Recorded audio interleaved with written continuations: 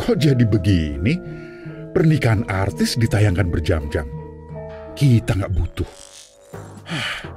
Ini juga berita, informasinya nggak jelas, bermuatan politik. Percaya? Berbahaya.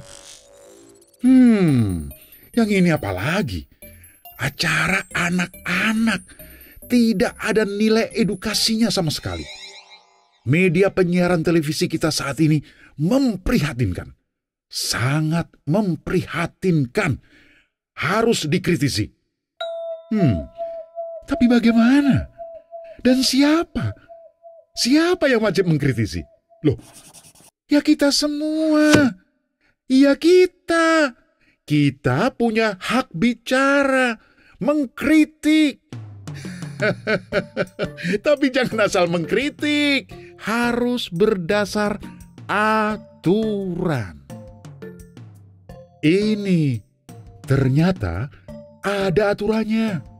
Undang-Undang Penyiaran Nomor 32 Tahun 2002 mengatur lembaga penyiaran swasta dan lembaga penyiaran publik, yaitu RRI dan TVRI. Nah, lembaga penyiaran publik RRI dan TVRI merupakan lembaga negara yang independen, bertugas memberikan layanan informasi, pendidikan, dan hiburan yang sehat bagi warga negara Indonesia. Digarisbawahi, independen, sehat. Yang terjadi,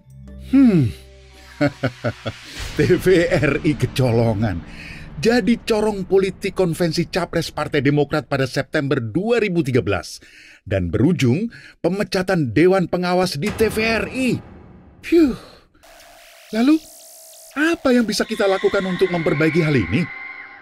Untuk mewujudkan bentuk kelembagaan RRI TVRI sebagai lembaga penyiaran publik yang kuat, independen, dan profesional, perlu dilakukan secara radikal melalui undang-undang, yaitu Undang-Undang Radio Televisi Republik Indonesia. Di negara-negara maju seperti Inggris, Swedia, dan Kanada, penyiaran publiknya jauh lebih berpengaruh dibanding penyiaran swasta. Dan ini dasar pemikiran rencana Undang-Undang RTRI. Pertama, mengenai status lembaga negara yang independen dari pemerintah dan kekuatan pasar. LPP harus netral, independen tanpa pengaruh partai politik maupun pemerintah. Dengan begitu, masyarakat mendapat informasi yang benar.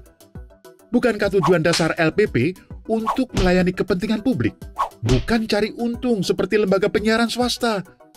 Maka, bagi LPP, rating nggak penting.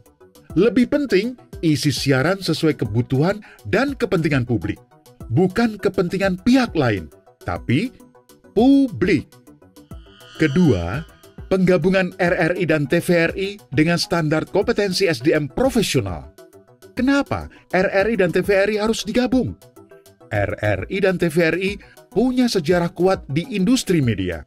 Memiliki banyak aset yang nilainya triliunan. Pas disatukan menjadi LPP RTRI. Memang RRI TVRI banyak masalah. Utamanya SDM. Jumlahnya tidak proporsional dan etos kerja mereka sebagai PNS tidak sesuai jiwa broadcaster. Jadi, bagaimana kalau digabung saja? Kombinasi SDM broadcaster PNS dan broadcaster sistem kontrak. Dengan begini, iklim kerja ideal. Ketiga, layanan konten siaran yang sehat, merata, multi-platform. Rumusan program dan konten LPP yang ideal itu independen isinya, dan independen dalam mendapatkan informasi. Merangsang kreativitas dan keunggulan budaya. Program yang mendidik. Program sesuai kebutuhan publik. Program siaran bernuansa budaya, edukasi, dan informasi. 4. Dibentuk Dewan Penyiaran Publik dan tim Ombudsman Siaran. Publik atau kita semua harus terlibat penuh sebagai pemilik LPP itu sendiri. Kok begitu? Lah, biaya operasional LPP itu dari APBN, dari kita semua. Maka perlu dibentuk Dewan Penyiaran Publik.